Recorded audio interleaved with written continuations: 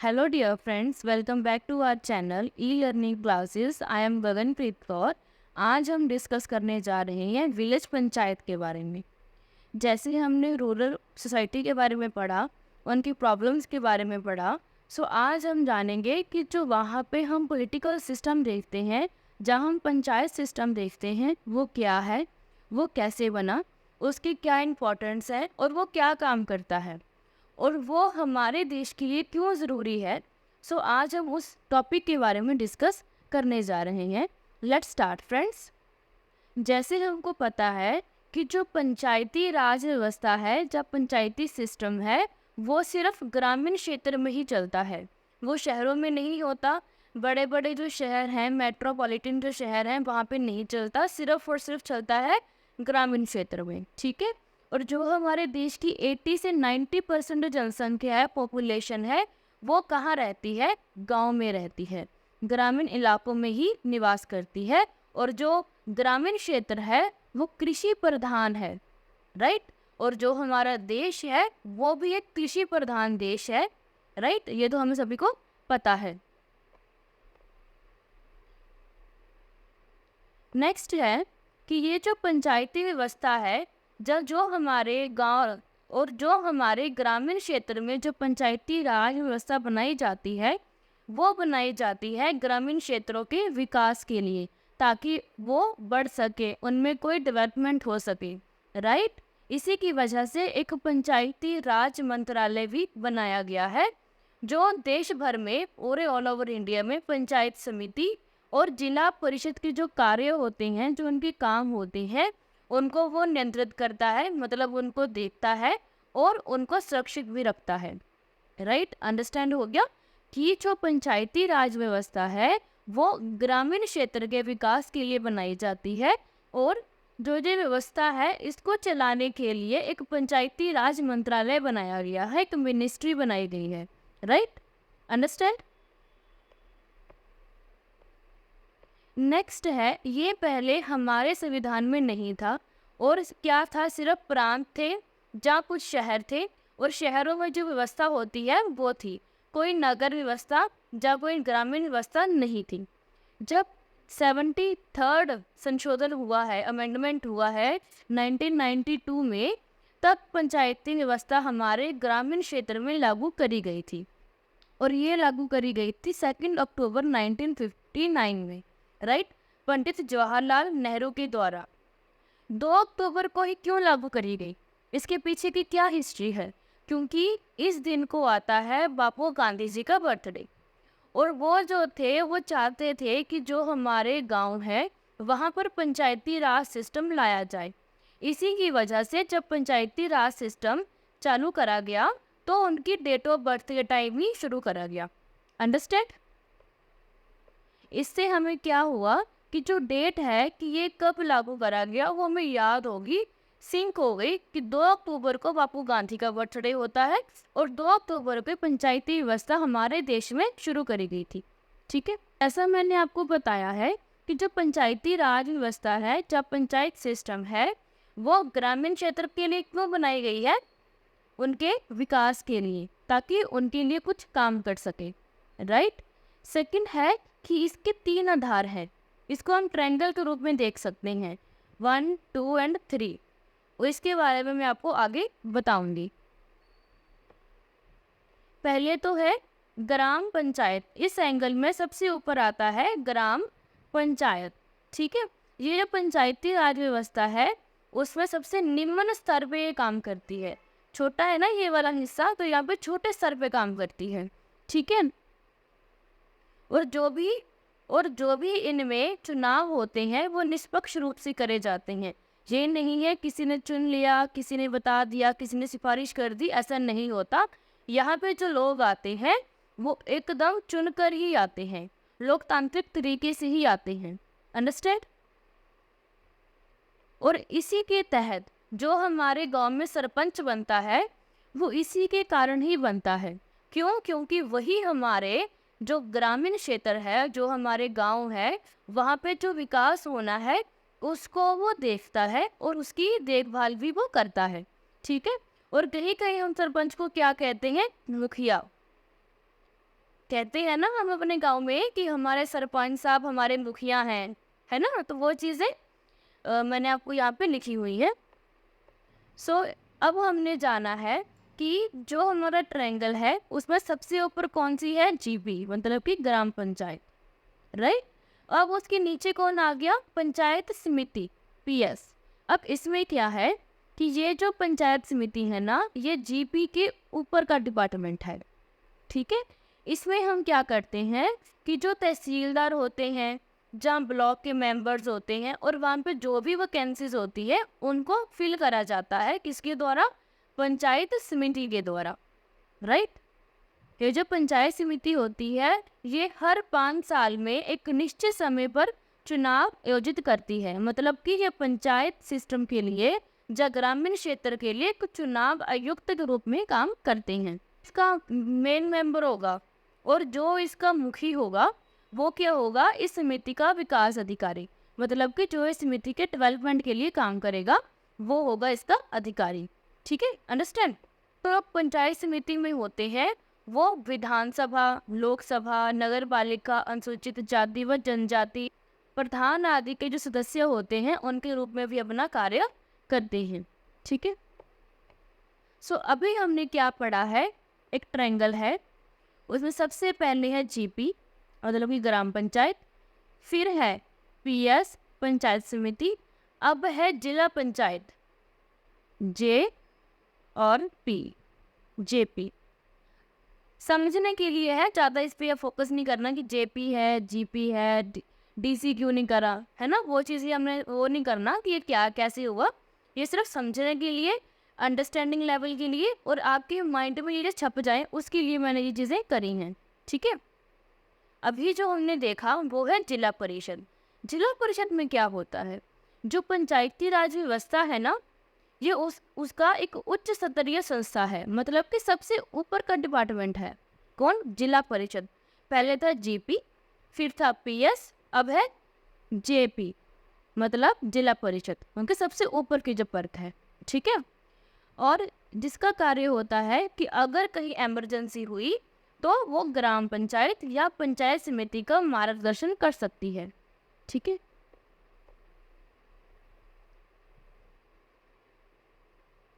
और ये जो परिषद होती है, जिला परिषद, उसका काम होता है कि उसके अंदर जितने भी गांव आते हैं जहाँ पंचायतें होती हैं उनका अध्ययन करना, उनकी रिपोर्ट बनाना और जो राज्य सरकार या केंद्र सरकार को दे देना, ठीक है। सभी गांव पंचायतों का अध्ययन करके रिपोर्ट तैयार करना है और फिर राज्य सरकार और केंद्र सरकार को भेज देना है, अंडरस्टैंड। और अगर कभी एक गांव को पैसों की ज़रूरत पड़ी अपने डेवलपमेंट के लिए, जब कहीं पर कोई प्रॉब्लम होगी, जैसे अभी हड़ आए हुए हैं, जब कोई सूखा पड़ गया, तो उन चीज़ों के उभरने के लिए जो जिला परिषद है वो उसको अनुदान भी दे सकती है, मतलब कि उनको ग्रांट भी दे सकती है, ठीक है। और इसका जो संपूर्ण कार्यान्वयन होता है, मतलब जो भी ये कार्य कर रहे हैं उसकी जो देखरेख करता है वो होता है डीएम, जिसको हम कहते हैं डिस्ट्रिक्ट मजिस्ट्रेट, राइट, जिसको हम आईएएस ऑफिसर भी कह सकते हैं। तो वो सारे का सारा सिस्टम इसको देखता है कि ये कैसे काम कर रहा है, अंडरस्टैंड। यानी कि इसके ऊपर कौन आ गया, डीएम। अभी हम ये जानते हैं कि जो पंचायत राज सिस्टम है, गांधी जी बोल रहे थे कि लेकर आओ, तो ये चीज़ कैसे बनी, कि इसका इतिहास क्या है ना। तो जो अंग्रेज थे उनके शासनकाल में एक थे वायसराय लॉर्ड रिपन, उन्होंने स्थानीय प्रशासन व्यवस्था को जन्म दिया। उन्होंने ये सबसे पहले अपने क्षेत्र में, जो अपने शासनकाल में जो पंचायती राज सिस्टम है उसको इस्टेब्लिश करा। इसीलिए हम लॉर्ड रिपन को स्थानीय प्रशासनिक व्यवस्था का या फिर लोकल एडमिनिस्ट्रेटिव सिस्टम का फादर भी कहते हैं, अंडरस्टैंड। और इन्होंने 1882 में अंग्रेजों की जो महासभा होती होगी उसमें जो स्थानीय प्रशासनिक व्यवस्था है उसका एक प्रस्ताव दिया कि हमारे प्रांत में, जो हमारे देश में, जो हमारे शासन व्यवस्था में एक लोकल एडमिनिस्ट्रेटिव की ज़रूरत है। ठीक है, 1882 में दिया, पर 1919 में जब भारत शासन अधिनियम आया, उसके तहत सभी प्रांतों में दोहरे शासन व्यवस्था को लागू कर दिया गया, जो अभी हमारे में है। जैसे जिलों का अलग होता है, गांव का अलग होता है प्रशासन व्यवस्था, तो वो चीज़ें तब शुरू करी गई थी 1919 में। और जब हमारा देश आज़ाद होता है, राइट, तब 1957 में एक योजना आयोग इस्टेब्लिश होती है। तो उन्होंने अलग अलग समितियों का सुझाव दिया और सामुदायिक विकास, मतलब कि सभी का विकास, और राष्ट्रीय सेवा विस्तार कार्यक्रमों की शुरुआत हुई। ठीक है, उन्होंने अलग अलग समितियां बनाई, सुझाव किया थे कि सभी का विकास हो, और राष्ट्रीय सेवा विस्तार कार्यक्रमों की भी शुरुआत करी गई। किसके द्वारा? योजना आयोग के द्वारा। कब? 1957 में, राइट। जैसे हमने आपको बताया कि जो पंचायती राज सिस्टम है वो तो चलाया गया था पंडित जवाहरलाल नेहरू जी के द्वारा 2 अक्टूबर 1959 को। कहाँ पे? राजस्थान राज्य के नागौर जिले में। ये तो हो गया एक कि वहाँ पे चलाया गया था, जब वहाँ शुरू करा गया था। बट एक्चुअल में जो ऑफिशियली है, जो पंचायती राज सिस्टम है, वो चला था 11 अक्टूबर को 1959 में आंध्र प्रदेश। ठीक है, अंडरस्टैंड। अब ये जानते हैं जो पंचायती राज सिस्टम है वो गांव में क्यों चलाया गया, उसका रीज़न क्या था। पहले तो ये रीज़न था कि जो गांव के लोग हैं उनको जो भी केंद्र की जो भी सिस्टम है, जो भी उनकी कानून व्यवस्था है, जो भी वो सब्सिडीज़ दे रही हैं, जो भी वो कैंपेन चला रही हैं, उनको एक एक लोगों के बीच में पहुंचाना। क्योंकि केंद्र क्या कर रहे हैं, क्योंकि केंद्र में बैठे हुए लोग क्या कर रहे हैं एक आम आदमी को नहीं पता होता। तो वहाँ तक बात कैसे पहुँचे, तो उन्होंने वॉलंटियर सिस्टम, मतलब कि हर एक गांव में एक एक मुखिया बना दिया, ताकि ये जो लोग हैं वो केंद्र के जो सिस्टम है उनमें जो भी बन पॉलिसीज़ हैं उनको लोगों तक पहुँचाया जा सके। ठीक है, तो पहला पॉइंट ये हो गया कि जो इसका ऑब्जेक्टिव था इसको बनाने का, यही कि जो भी देश में नागरिकों के लिए योजनाएं बनाई जा रही हैं उन योजनाओं को पारदर्शी, मतलब ट्रांसपेरेंसी के द्वारा और जल्दी से जल्दी लोगों तक पहुंचाया जा सके। सिंपल। अभी हमने जैसे देखा था कि जो ग्रामीण क्षेत्र की वुमेन्स होती हैं, महिलाएं होती हैं, ज़्यादा पढ़ी लिखी नहीं होती, ज़्यादा उनके पास शैक्षणिक जो स्तर हैं, शैक्षणिक जो अपॉर्चुनिटीज़ होती हैं वो नहीं होती हैं।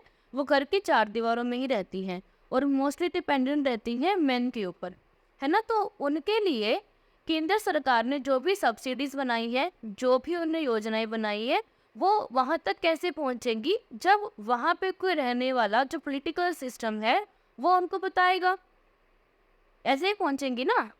तो फिर उन्होंने क्या कहा कि जो महिलाओं को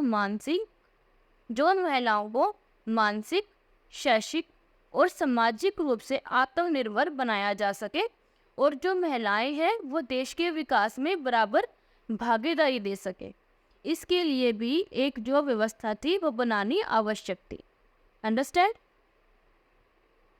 अभी आप सपोज करो एक गांव है, एक गांव में 2 लोगों की आपस में ज़मीन के लिए लड़ाई हो गई। तो अब क्या, ये लोगों के पास ना तो नॉलेज है, ना पता है कि हम अपना जो कानूनी प्रॉब्लम्स हैं, जो हमारी ज़मीनी प्रॉब्लम है, वो कहाँ पे लेकर जाएं। अब तो बहुत सारे गाँव को पता चल गया है कि हम लोअर कोर्ट में जा सकते हैं, हाई कोर्ट में जा सकते हैं, सुप्रीम कोर्ट में जा सकते हैं, बट तब के लोगों को नहीं पता था। तो वो क्या करते थे, है ना।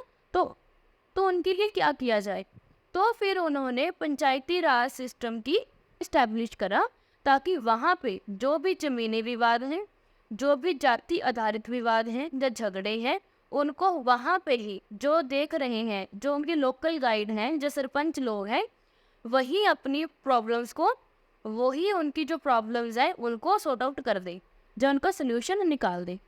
ठीक है, तो इसीलिए जो एक सरपंच है वो एक गांव का मुखिया इसीलिए बन जाता है क्योंकि वो गांव के हर नागरिक के लिए, उनके लिए वो न्याय भी करता है, वो उनकी हेल्प भी करता है, वो उनको ग्रांट भी ला कर देता है, वो उनके गांव में डेवलपमेंट भी करता है। ठीक है, इसी की वजह से जो पॉलिटिकल सिस्टम है, जो पंचायती राज व्यवस्था है, वो न्याय का भी काम करती है। ठीक है, और उससे निष्पक्ष तरीके से एक निपटारा भी करती है उनके जो भी लोगों के प्रॉब्लम्स होती हैं।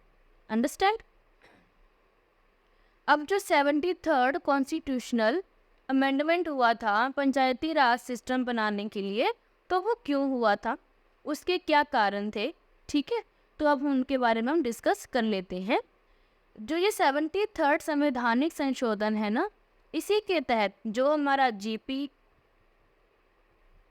पीएस और जेपी बना है। जीपी मतलब ग्राम पंचायत, पीएस मतलब पंचायत समिति, जेपी मतलब जिला परिषद। ठीक है, तो ये जो तीन हैं, 3 स्तरीय जो एक व्यवस्था बनाई गई, वो 73rd संवैधानिक संशोधन के तहत ही बनाई गई कि एक जो गांव है उसको 3 भागों में, जो 3 जो पार्ट हैं वो उसको देखेंगे। राइट। अब जो जिला है मतलब एक सिटी है, उसके स्तर पर तो जिला परिषद है। जो खंड स्तर है, ब्लॉक स्तर है, वहाँ पे कौन है, पंचायती समिति। और जो ग्राम स्तर है, जो एक फील्ड है जहाँ पे लोग रह रहे हैं, जो एक गांव है, उस स्तर पे कौन है, ग्राम पंचायत, जिसमें पंचायत होते हैं, पंच होते हैं। अंडरस्टैंड। तो वुमेन्स को पंचायती राज व्यवस्था में 1% का आरक्षण भी दिया गया है, जिसका लोग भर भर के मिसयूज कर रहे हैं। मोस्टली गांव में वुमेन के नाम पे वोट ली जाती है, बट उनके जो हस्बैंड होते हैं, जो भाई होते हैं, जो पिता होते हैं, वही काम करते हैं। दिखाने के लिए तो वुमेन का फेस है, बट पीछे कौन है, उनके फादर, ब्रदर या फिर हस्बैंड। ठीक है।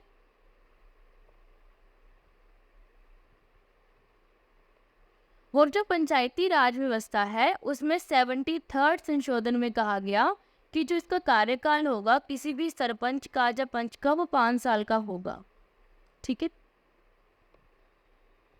अब हम ये जानेंगे कि जो पंचायती राज सिस्टम है, वो किन लोगों ने कहा कि ये बनाया जाए, किन लोगों ने अपने अपने सिफारिशें दी, कौन सी समितियां बनी थी। ठीक है, अब हम उनके बारे में जानते हैं। पहली थी Balwant Rai Mehta committee 1956 to 57, Ashok Mehta committee 1977 to 78, PVK Rao committee 1958, doctor LM Singhvi committee 1986, PK Thungon committee 1988। ये जो कमेटियां हैं उसमें सबसे इम्पोर्टेंट है बलवंत राय और अशोक मेहता की कमेटी। इसके बारे में क्वेश्चन आ सकता है, इसके बारे में आपको ईयर के अकॉर्डिंग आ सकता है कि मैथ्स द कॉलम में आ सकता है। सेकंड, इन्होंने क्या कहा था अपनी कमेटी में, वो आ सकता है। ये जो 5-6 कमेटियां हैं, इनके बारे में मैं आपको नेक्स्ट वीडियो में पूरे का पूरा एक्सप्लेन कर दूंगी। अभी अगर मैं बनाऊंगी तो वो 1-2 घंटे में चला जाएगा। ठीक है। अब हम ये जानते हैं कि जो पंचायती राज सिस्टम है उसके फंक्शन क्या है, मतलब कि फंक्शन मतलब उसके अलग अलग फंक्शन नहीं, उसके काम क्या है। ठीक है।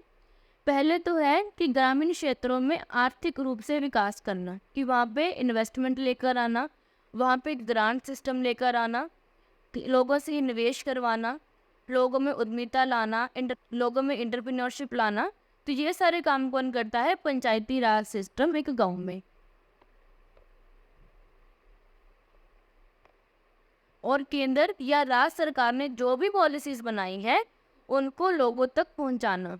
ठीक है। न्याय करना, ताकि सामाजिक न्याय प्रणाली मजबूत हो सके। जो गांव के लोग हैं अपने ही इलाके के जो मुखिया हैं उससे अपना न्याय करा सकें, क्योंकि जो गांव में रहने वाला व्यक्ति होता है उसको पता होता है कि क्या प्रॉब्लम चल रही है ना। हमें तो नहीं पता होगा, अगर कोई गांव वाला हमारे पास आए बोले कि हम मेरी ये प्रॉब्लम है, कौन सच बोल रहा है कौन झूठ बोल रहा है, नहीं पता चलेगा जब तक हमारे पास कोई एविडेंस ना आए।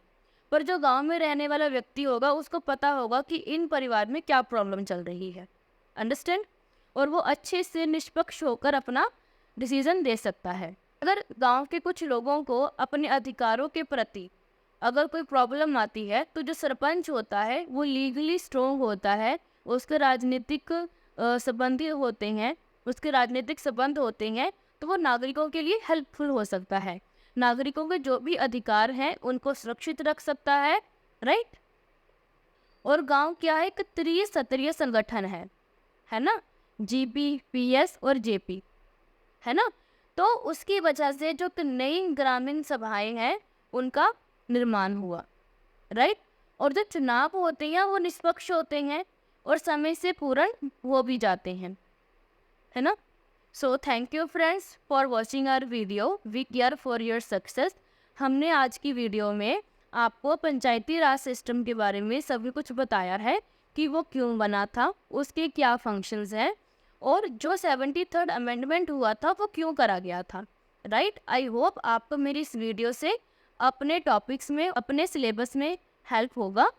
सो kindly subscribe to our YouTube channel and मैं आगे भी आपको आपके सिलेबस के अकॉर्डिंग वीडियोस बनाती रहूँगी ताकि आपको अपने स्टडी में हेल्प हो सके।